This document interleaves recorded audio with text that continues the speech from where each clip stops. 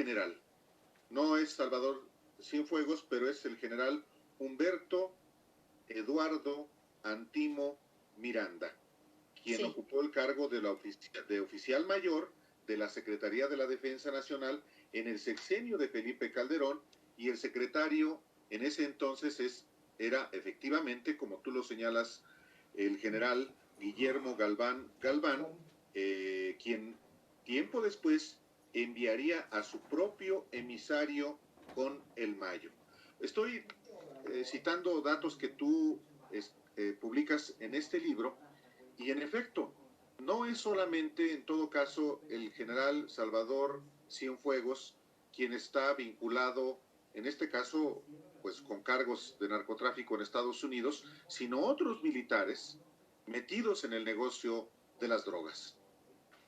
Es correcto, realmente, por desgracia, esta penetración del crimen organizado al ejército mexicano existe desde hace décadas. Recordarán desde los tiempos, al menos donde se mencionaba muy específicamente de Carlos Salinas de Gortari, pues el tema de Gutiérrez Rebollo, ¿no? Que es el más conocido, ¿no? Pero incluso desde antes, desde mucho antes, el ejército era parte de estas operaciones, primero de control, porque incluso en mi libro de los señores del narco hablo como en los años 70 el ejército era el responsable de vigilar que los narcotraficantes se portaran bien, les ponía banderitas a los plantíos ilegales que estaban acordados, los que habían pagado su tajada al gobierno, y destruían a los que no estaban acordados, ¿no?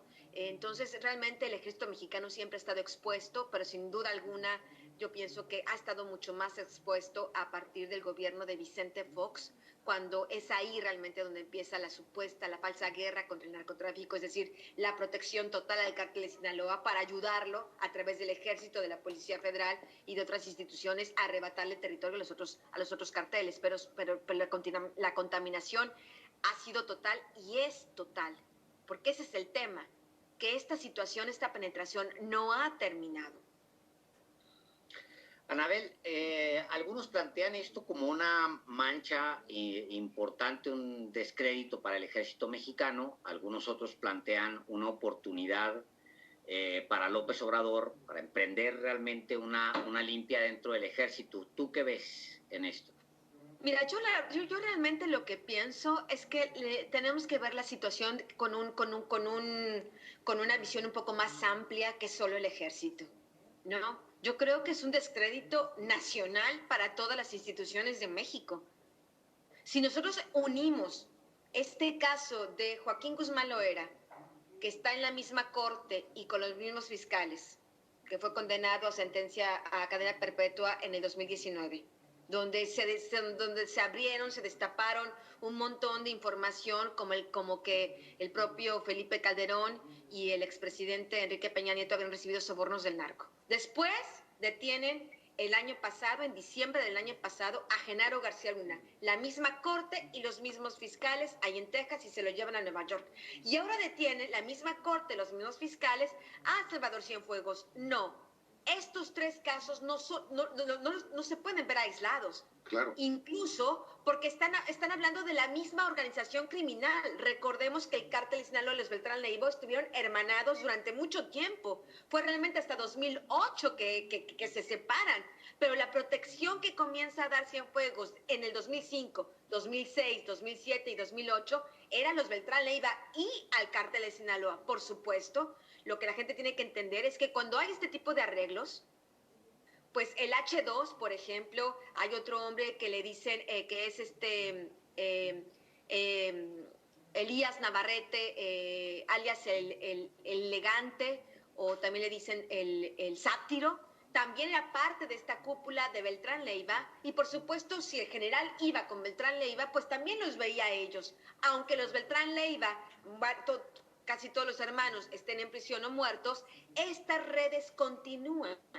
Son indisolubles. No es que ya mi jefe, no, nosotros te pagábamos, seguimos en el mismo plan, no es que ya usted pueda retroceder sobre los acuerdos que ya teníamos, ¿no? Entonces, si realmente lo vemos, es un todo. Realmente lo que está en tela de juicio no es el ejército mexicano, es el sistema de justicia mexicano y el gobierno actual que de una u otra forma no ha podido limpiar estas instituciones en el periodo de tiempo que está en el gobierno. Y bueno, pues el gobierno de Estados Unidos dice, no te preocupes, no lo haces tú, lo hago yo. ¿A dónde va a llegar esto? Me parece que es ahí donde el gobierno de México debe estar poniendo sus, como dicen, sus barbas a remojar, porque esta historia con el general no ha terminado ahí.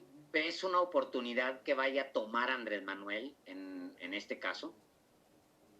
¿Lo ves, Andrés Manuel, aprovechándose de esta oportunidad, si se abre una oportunidad para limpiar el ejército? No, porque Andrés Manuel está en una situación muy frágil en ese sentido. Por desgracia, no sé quién se lo habrá recomendado. Creo que lo comentamos en un principio cuando todo esto comenzó, que no era una buena idea dar al ejército muchas mayores funciones, legitimarlo, afianzarlo en esta política pública de mantenerlo en las calles, que era fallida, que había fallado ya, lo habíamos visto, están los números, cómo aumentan las quejas ante la Comisión de Derechos Humanos desde que Felipe Calderón lo saca de los cuarteles. Están los números, no es un invento, están los números de cómo las cosas todavía empeoraron, si es que eso era posible, cuando sacan al ejército a las calles. Entonces, esta fórmula de mezclar policías federales corruptos con militares corruptos en la gendarmería, hacer un licuado de esto y sacarlos a la calle, uno puede ver que los índices de delincuencia no han bajado, pues no han bajado en general, pues porque están todavía estos malos funcionarios mezclados los buenos con los malos. Y después le da todavía mucho más autoridad, mucho más legitimidad al ejército mexicano.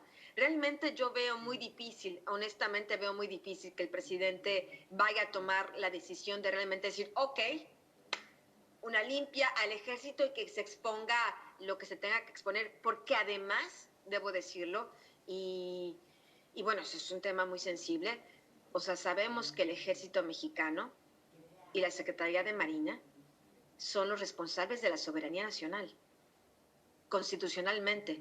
La Policía Federal, los otros, bueno, son de la seguridad pública, etcétera, etcétera, pero el ejército es el responsable de la soberanía nacional. Entonces realmente estaría México declarando, bueno, en realidad, ¿qué es la verdad? Que no es otro, porque esa es la verdad, que pues, los responsables de vigilar la soberanía nacional, pues el exsecretario se dedicaba a traficar drogas, que es lo que dice la acusación en Nueva York. Ahora, Anabel, obviamente el general Cienfuegos no actuaba solo, tenía naturalmente operadores para darle protección a los Beltrán Leiva, a este personaje que por lo demás fue abatido en 2017 por la Marina.